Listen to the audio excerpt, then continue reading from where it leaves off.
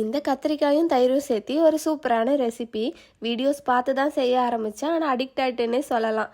First நம்மக்கிட்ட இருக்க கத்திரிக்காயை இந்த மாதிரி ரவுண்டாக கட் பண்ணி அதில் 1 டீஸ்பூன் மிளகாய்த்தூள், 1/2 டீஸ்பூன் மஞ்சத்தூள், தேவையான அளவு சால்ட்டு சேர்த்து மிக்ஸ் பண்ணிவிட்டு ஒரு பாத்திரத்தில் ஆயில் ஊற்றி கத்திரிக்காய் எல்லாத்தையுமே போட்டு நல்லா ஃப்ரை பண்ணி எடுத்துக்கணும்.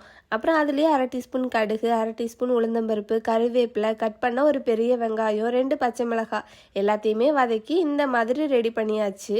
இன்னொரு பவுலில் சின்ன பேக்கெட் தயிராக 3 எடுத்திருக்கேன். அதை ஊற்றிட்டு தேவையான அளவு சால்ட்டு சேர்த்து மிக்ஸ் பண்ணிவிட்டு அதில் ஃப்ரை பண்ண கத்திரிக்காய், வெங்காயம் எல்லாத்தையுமே சேர்த்து மிக்ஸ் பண்ணிவிட்டு ஃபைனலாக மல்லி இலையும் போட்டு எடுத்தா அவ்வளோதான், கத்திரிக்காய் தயிர் குழம்பு சூப்பராக ரெடி ஆகிடுச்சு.